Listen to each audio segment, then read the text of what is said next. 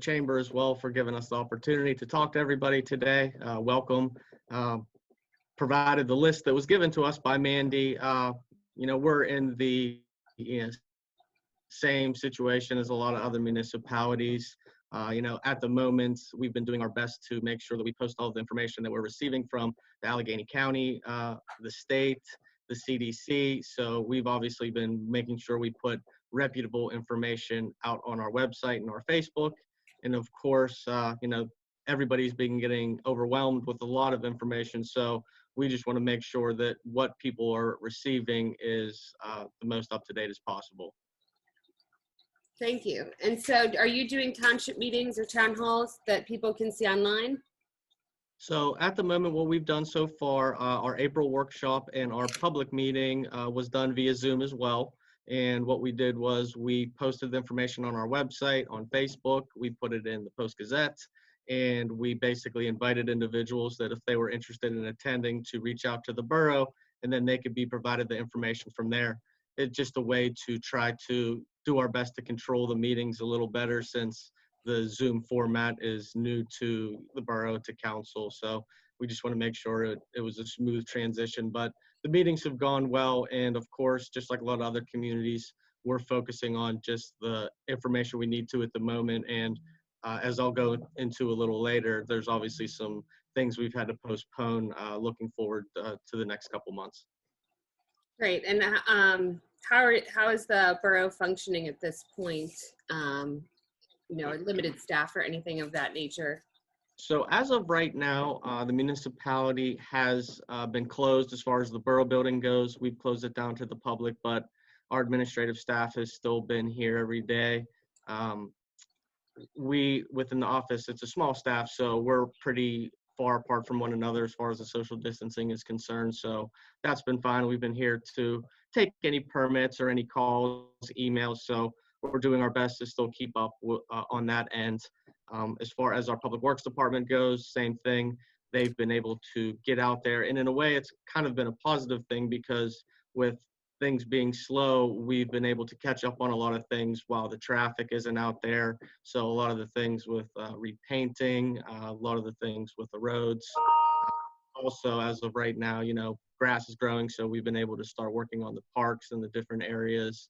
So it's been good in a way, but still we haven't had groups of the public works employees together.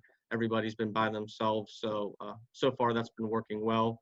And as far as the police department goes, they're following the same stipulations as a lot of the other departments are, in that they're going on an emergency versus non-emergency basis. So if it is a non-emergency situation, then they may just be able to handle it via the telephone, or if it's something that is an emergency, they obviously suggest that individuals still handle those situations as such.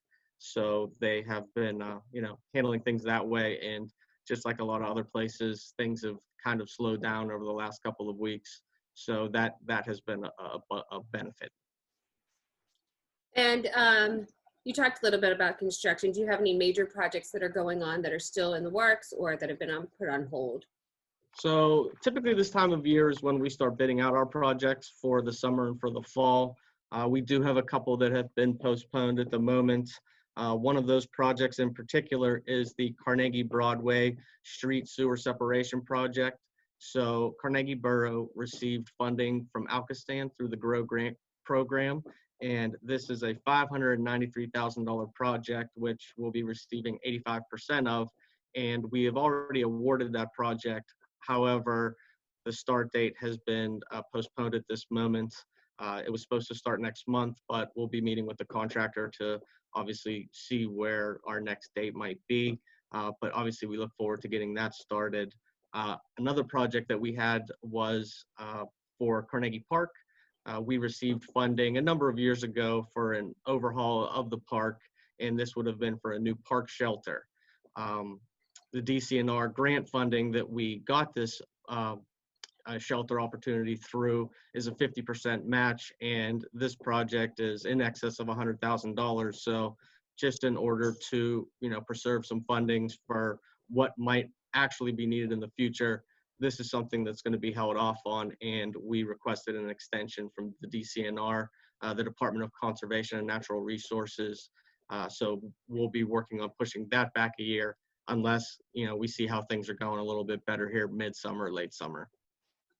And Great. also another project is the paving maintenance program that we have every year. That's still on track. We're in the process of awarding that next month, and we typically don't get that started till late summer, early spring, but that is still something that could be, to be determined also. Wonderful. And what about other things that residents and businesses are being affected by in terms of closings, garbage pickups, stay-at-home orders, anything of that nature that affects daily life or weekly, services to the businesses and residents? Well, just to touch on that a little bit, the CCDC, the Carnegie Community Development Corporation, obviously Joanne is here as well. They've been doing a lot to get information out to all the businesses. They have a list, an e-blast for obviously everybody to receive updates, and that's a typical thing throughout the year. But she's been getting the information out. One of the things that they started with was putting a list of all the businesses that would still be open, your restaurants, so that way, obviously people can continue to visit those places and get takeout, keep some of those businesses going as much as possible. Also, another thing that the CCDC did whenever this all started was they started a fundraising effort, which was called Carnegie Cares. And to date, over, Joanne, maybe you can clarify a little bit, but over the last 3 to 4 weeks, it's got up to $20,000 and it's still growing every day. And some local businesses in town, DG Maynard, Laffey and Associates, JP Myers, they've all made donations in addition to individuals have made anonymous donations, some in the amount of $5,000, $1,000. And also, Joanna, you can clarify this. This funding is going to go back to businesses, residents, school students, basically to continue to get them the life essential services and needs that they would have to have. Also within the community, at the beginning of all of this, Carlington School District and St. John's Lutheran Church, they were doing lunches for the students. So that way, for some of the kids who may get that at school and not have that opportunity to do so, now they would be able to, through these different groups providing that. So that was obviously, both big helps for the community. And are there any other updates to the Carlington School District? I know all the schools are kind of put on pause for the rest of the year, but some of the school districts are doing different things. So just wanted to see from your perspective if you've heard anything else. I have not heard anything at the moment. As far as my understanding, same thing like you said, they're going to be postponed till the end of the school year. So we're obviously just keeping in touch as far as them providing us updates, but I don't have anything to update with that at the moment. Okay. And what if businesses, what if you start to feel sick? What should people do in your region to kind of, what protocol would you suggest? Well, just to go back to one thing, to Sure. one of the questions you asked for our waste pickup through Republic Services. They have been putting some restrictions over the past couple weeks that would include any bulk pickup, any type of yard waste, obviously the recyclables. They want to make sure that everything is contained. So that has been going so far so good. Obviously spring cleaning is upon us, so there's a lot of people who will be wanting to get rid of some of those things from over the winter time. So our code department has been filling in some of the gaps. Obviously our usual routes that we go to see, any properties that may have any, unnecessary debris or anything like that, where, we leave a card, we contact the individual, we just ask that they, possibly relocate that for the time being. We're not going to go about sending any notices or any citations. Obviously, this is kind of putting everybody in a situation. So we've been working with the community with that. And like I said, it's kind of going week by week, but that can obviously be a little bit of a hurdle with people wanting to, get rid of some of their garbage. So that was just one thing I wanted to mention. And then as far as what to do, for businesses and, what to do if you're feeling sick, we obviously referred to, once again, the CDC guidelines for, continue your social distancing, make sure you only go out if it's absolutely necessary. We just want to make sure, once again, that, a lot of information is out there. And I think for the most part, through the news and through the internet, there is easy access to reputable information. We just want to make sure that we stress making sure that you're getting the right information and, not something that may seem a little suspicious. Great. And what about emergencies? Is everything the same? Is there any other protocol that people should be following? I would say follow the same protocol as always. Just to go back to the police department, obviously any police, fire, EMS emergencies, still continue to call. Obviously, if you can make the distinguish between an emergency or a non-emergency, we would suggest that. One of the things we also just want to stress is that the municipality is still open. We are still here. So if there's any questions, over the past couple of weeks, just the amount of traffic we've got as far as the telephone calls and the emails has slowed down a little bit, but just over this past week, we've been starting to get more applications in. People want to start doing things to their homes, and we just want to make sure that people know that we are here if they, if it's necessary. Wonderful. And is there anything else that I haven't talked about that you would like to touch on? Anything else for the residents or businesses? Yes, just a couple of things that we did want to mention that I did not. Just a couple of the cancellations that we've had for this year. We would have had it coming up on September 25th. It would have been our 13th annual 5K run walk. And this is a fundraiser that we have working with the Carnegie Volunteer Fire Department. And over the years, we've raised more than $100,000. It typically brings in about $20,000 per year. It's something that we bring in 400 to 500 people into town, obviously to see what we have going through the business district. So that was a hard decision, but that was something that we needed to cancel, obviously due to the big group that we would be drawing for that. But obviously, the goal would be to bring it back for next year. Another event that we would have had coming up is our Memorial Day Parade, which have been taking place the weekend near Memorial Day. So that's another thing that was just recently canceled. Once again, I'm sure that that's something that people will, once things get back to normal, we'll get that back on the calendar for 2021. So those are a couple of the items that we have, and I'm sure there'll be more items coming up as far as postponements or rescheduling. We would have had a Dog-a-Palooza event at our Carnegie Dog Park that it would have been the first Sunday in June. That's something that was also just canceled.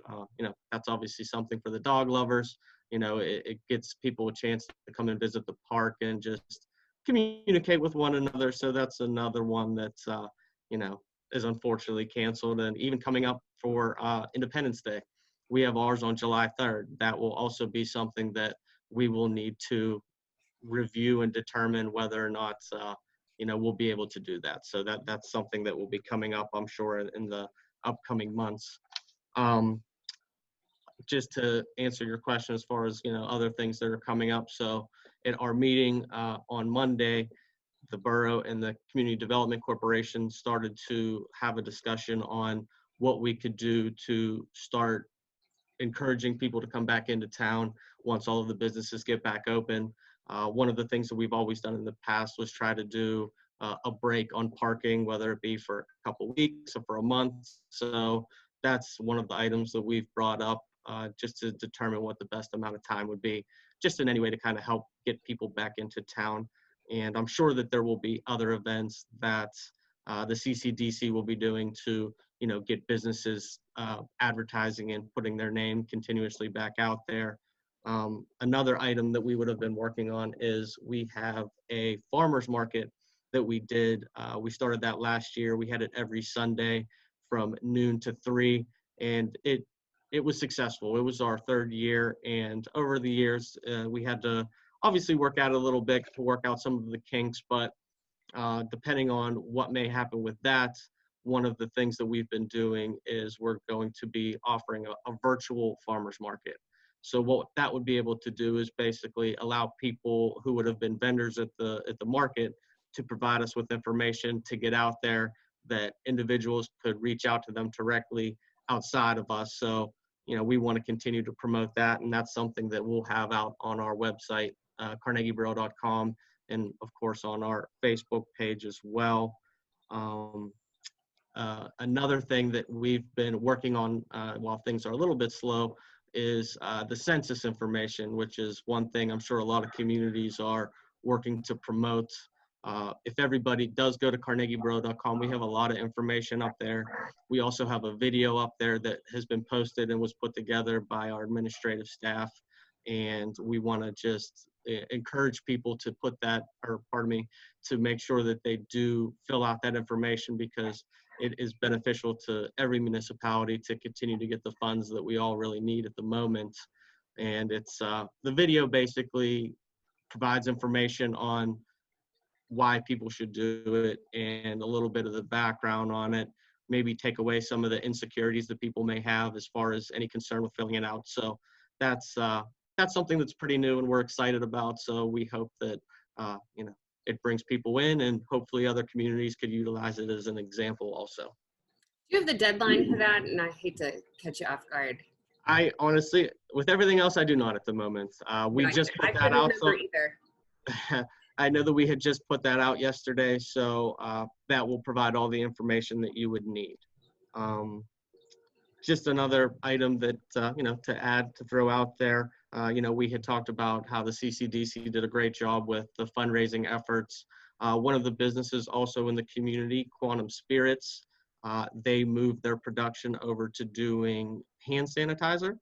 So they provided our police department with enough for about a dozen different first responder agencies, neighboring police departments, EMS, our fire department, our public works department, and we were able to distribute that for them. So I just want to obviously give a thanks to Quantum for being there to help, and having this unique skill set.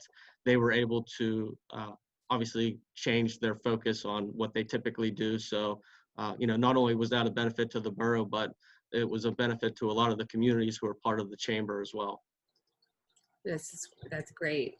Are there any other resources that you'd like to share today that people can access information? I know you've mentioned your website and a few different things, so if we've covered it, we have, but if there's anything else that you'd like to share in terms of information?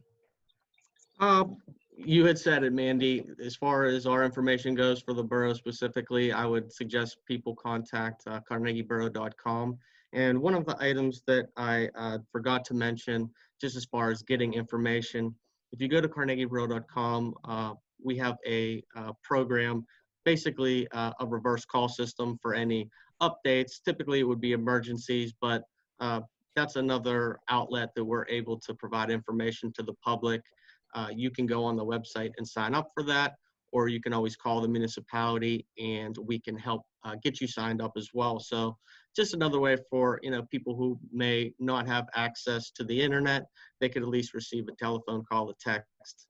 That could be another way to get information for what's going on with the borough. But definitely our social media outlets, we felt, has been the best way to get our information out to everybody. Does anybody have any questions for Stephen or even Joanne regarding Carnegie and what's going on in the borough? I have a quick question that I've always had, Steve. What number do I call if it's a non-emergency to reach the police? And I never know the difference between an emergency and a non. I don't mean, hey, I'm going to be doing this next week, but something, I never know what number to call for that. Well, I'd be happy to send that out to you, Maggie, and that would be under the police department So page it's just a of the regular website. police department number? Yes. Okay. There is, there's a number for the office. Right. There would be a number. Yeah, I have There would that. be a number that you could call for non-emergencies, and then of course there's 911. But I've needed to use it in the past as well. And when I've had to call 911, the first thing I would do is just let them know that this is a non-emergency. Yeah, so I've done that, and they actually say, no, we're the right people to call. If Correct. I'm reporting a disabled vehicle, I don't see that as on the parkway, I don't see that as an emergency necessarily. but they Correct. say, no, we're the right ones. So I'm always a little confused because I hate to, tie it up. You But, can always just let them know it's a non-emergency Okay. and go from there. all right, thanks. Yes, ma'am. And there's a non-emergency number that was just shared, 412-279-6911, just in case. So anybody else have any other questions for Stephen? Or does anybody have any questions for Joe from Brentwood Bank? Any business owners or residents having banking loan questions? One of the things that I've been getting questions on these calls or even after is the whole, all the questions about the PPP loans and the EIDL loans and all those things. So I'd be happy to answer any questions. Brentwood Bank, unfortunately, at the beginning was not an SBA lender.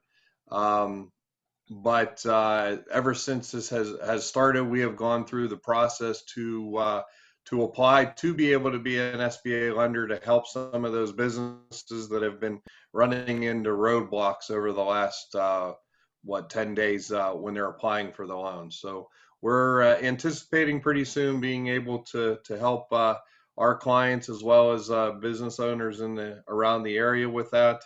But if there's any questions on some of the other items that come up, feel free and ask. One question came up. I don't remember which event it was, but somebody asked about small businesses running into problems with cash flow and so forth. My suggestion is always to be upfront with your banks. Right now, banks are definitely willing to work with you. A gentleman said on the call, he says, banks don't want your buildings. It's totally true. We want to try and work with you and be able to get things through this time. So definitely be upfront and have a conversation. That's all that I've heard from a lot of different people is things like that. We're willing to work with you based on the scenarios that are going on. So other than that, I'd be happy to answer. Feel free and call me or reach out to me. I'd be happy to talk to you about anything about the banking financing. Thanks, Joe. Anybody else? Just to let you know that next week we have a small business economic support session, which will be with the Pittsburgh Alliance President, Mark Anthony Thomas. That is going to be on April 23rd at 10 a.m. It is sponsored by Single Source Benefits, and it'll go over loans and employment and all kinds of different things from a state, from a county level. That if you missed our small business loan chat this week is a great follow-up. It is free for everyone, members and non-members, to attend. Please feel free to jump on. It is now on our website. It's on our social media pages, and it will be going out in our e-blast newsletter.